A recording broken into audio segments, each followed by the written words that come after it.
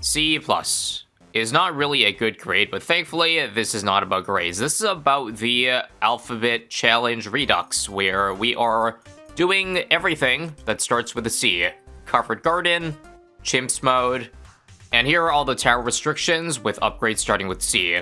As you can see, we've got Corvus as our hero, and as for the upgrades / towers, we've got Crossbow and Crossbow Master, Cluster Bombs, Cryo Cannon, Corrosive Glue, Cripple Moab, Carrier Flagship, Center Path Ace, Comanche Commander, Counter Espionage and Caltrops, Carpet Spikes, Called Arms, and that's it. Somehow, despite my last C challenge being well over 4 years ago, none of the new monkeys added since then, Beast, Mermonkey, and Desperado, have a single upgrade that starts with C, so we're kind of rolling with the same restrictions as before. However, the new hero in Corvus, of course. Well, Neo is in a couple years, but still not done in the original C. Nor this map either. Also, if I do take a Dart Monkey and Sniper start, I kind of have to go for Cripple Mob because there's no other C upgrade with Sniper here. A bold choice, Con, especially considering I probably could have done a 3 Dart start and done just fine. We'll see. I think there should be enough spare money for a Cripple Mob in the end.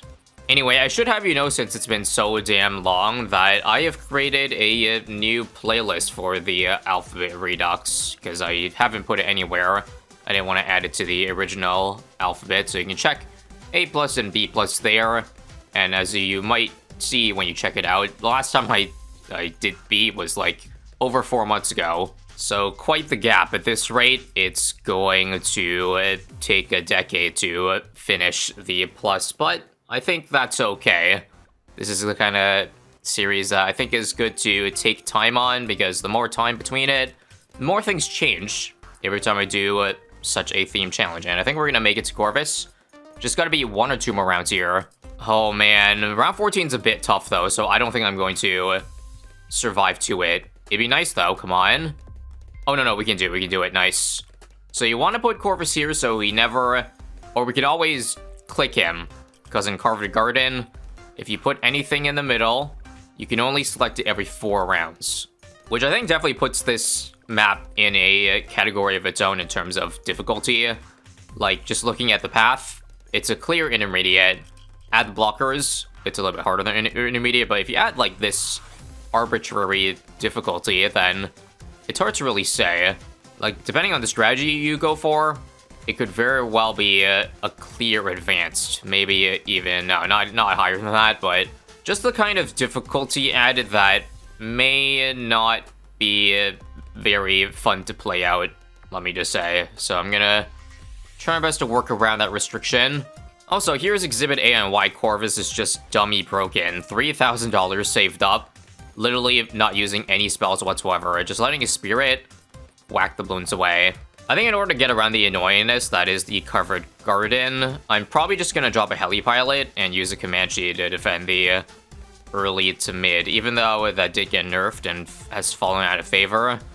I remember, like, not too long ago, literally just a year or 2, I would spam Comanche for every Chimps run for mid-game because it was so easy and good.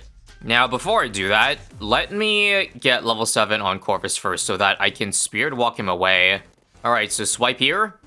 Let me Spirit Walk Corvus down here, because I want to use the spot for a village instead. Sadly, no discounts, I know. Much to your guys' disappointments, and that's because I can't go for any other village except for Called Arms. There's nothing tier 3, 2, or below. So instead of going for an 042, I think I need the Jungle Drums, or rather, that's a lot more important than saving a couple bucks here and there, unfortunately.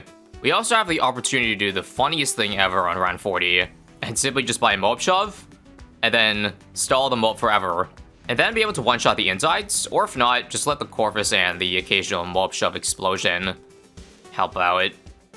It's so weird they added a Mob Shove explosion, but they do that to kill the stalling potential of it, so it doesn't stall. You can't stall a mob as long anymore, but you get some extra damage to go along with it. Not that it was really a good thing, or, yeah, a good thing at all.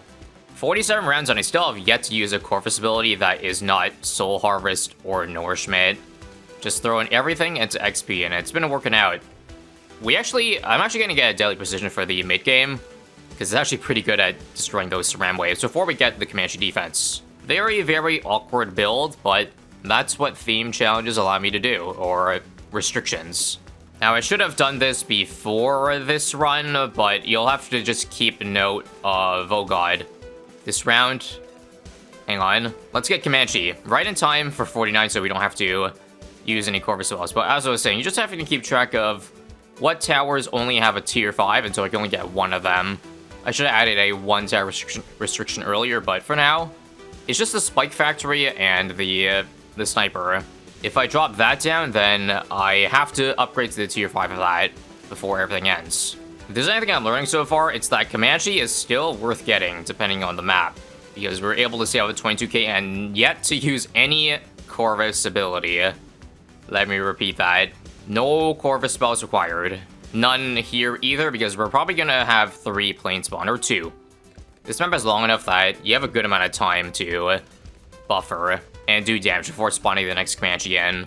Now, I could be wrong about this, but in theory, it sounds like the Comanche works better on longer maps, because the Comanche spawn, an extra Comanche spawns depending on the percentage of track a balloon has traveled across. So, the longer the map is, the longer the plane can be out for, because you could have, for example, something like this round here, all 3 planes coming out at the same time, which isn't ideal, because you only get 1 of these per round. But if you stagger perfectly, what you can have is you can have 1 plane for the maximum, I don't know, 20 seconds, and then 2 planes for the next 20 seconds, and then 3 planes for the last 20 seconds. So a possibility of, like, tripling your uptime. Also, we'll see if I have to use a trample here, or a spell, because I didn't get the Comanches to work properly there. All good, though.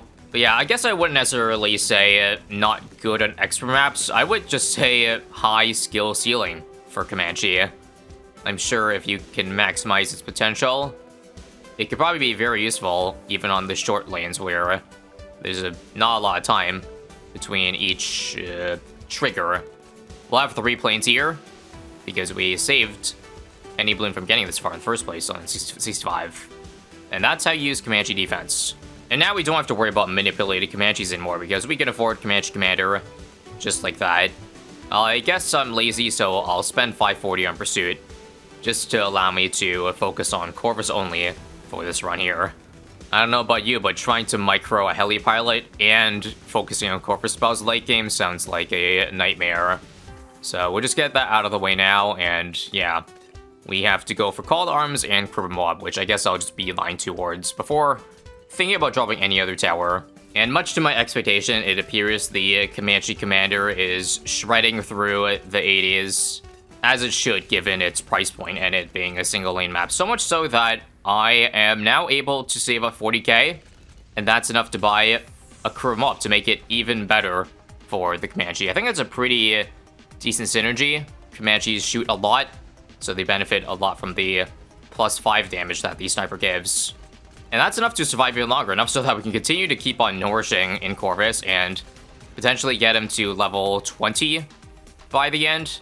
It might be a bit of an uphill battle though, because it's an intermediate map, so his leveling speed isn't quite that much. You can't recover anymore to get more mana, or rather to get more cooldowns for nourishment.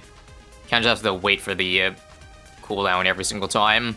There's Call to Arms, there's Crossbow, and in one more round we'll upgrade that remaining Dart Monkey to a Crossbow. And now we don't have to worry about not messing up our Cs. That was an accident, don't mind me. What we should do, because the Comanche is targeting first, or rather Pursuit, is occasionally change the Sniper shots to also be in first, so that we get plus damage on the balloons that the Comanche is shooting at, rather than just stunning all the time. I think what we should do is probably just a mix of both. Like, try to get stuns on the balloons in the back while giving plus damage. Somewhere in the middle seems like the best compromise. Alright, and I guess we'll just hold on to the rest of our money on maybe support options. For support, I was thinking maybe a cryo cannon. That seems like the only thing that could be useful. Ceramics. Otherwise, any other DPS would have to be an entire tier 5, like a carry flagship, or I could just get multiple Comanches. That also works too, but I feel like we might have enough DPS just with adding Corvus. I'm just trying again. Power level to 20. We're so close. Such a big power spike if we get it to work. There's called arms now. Once again, do some micros so it lands both on first and strong. And you know what? Okay, screw getting nourishment at this point. I see that the Comanche is kind of struggling to BFB, so we'll give it some help with a fire ember. Another perfectly timed call to arms, so we probably don't need much to finish off the ZMGs here. Yup. Corvus 1 level away. I think if we get it for around 100, that's our bad damage. Well, that's assuming Kuromoab and Comanche isn't enough bad damage already. But you never know. Dangerous play here using all my mana on nourishment. But I'm a greedy MFer. Here's 98. Oh, I can't put any ice towers back there. I had to do it on around 95 if I was going to do that. Well, hopefully putting one here is fine still. And okay, I think I want to overload this round. Give me a sec, though. Called arms now. Put this on strong. Where's our guy? We want Echo. This ability. And boom. I think I had to put Corvus on strong. So, otherwise, the overload doesn't do that much damage. Or it's just that I'm missing level 20. And that's where a lot of my damage would have been. Because regardless, now that Called Arms ran out, I don't think we're going to survive this run, unfortunately. I can try adding Corvus spells. Oh, I could also do some Dark Shifting, but I doubt that does too much either. It's actually really close, so I literally just use Corvus better, and we can probably survive. In fact, I literally almost did. Wait, I still can. Called Arms last minute. Oh, so close. Okay. Not a big deal. We'll optimize this.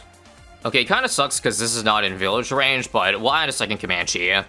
More planes, more damage with Kuromoab. So I still believe I want to use Overload with Corvus. I just have to wait for the right moment to strike. I think probably when the ZMGs are a bit more damaged so that I can break through multiple layers. How about strong now? And now. That was not very good. Okay, I really gotta stop using Corvus. Or Overload before level 20. It's hot ass. Hot ass. We'll use a Frostbound and an Ember here. And a Storm. Make sure to we have to move Corvus back, by the way. Called Arms up again. I think we're going to survive this, but I have to move it here, otherwise I can't use his abilities for next round. There we go. That's going to do 98, even if not super optimal. We'll get level 20 next round, too. Although, I'm actually going to get Overload in time. That's the biggest issue. Since I used that at the end of 98, there's a long cooldown left over. And we also just barely defend 99. Would have been nice to stall this round, but I don't know how to do that. Anyway, we can still use, thankfully, Ancestral Might. That, I guess, is okay damage. Like, 300. But it's okay. Just believe in the Kuromoab damage combo plus Comanche. Oh yeah, that's not even close. Cover Guard is no problem when all your towers are not put in the center. I feel like I do this every time I play Cover Guard in. I just move all my defense to the left, and it's a piece of cake. So much so that, let's do a quick encore.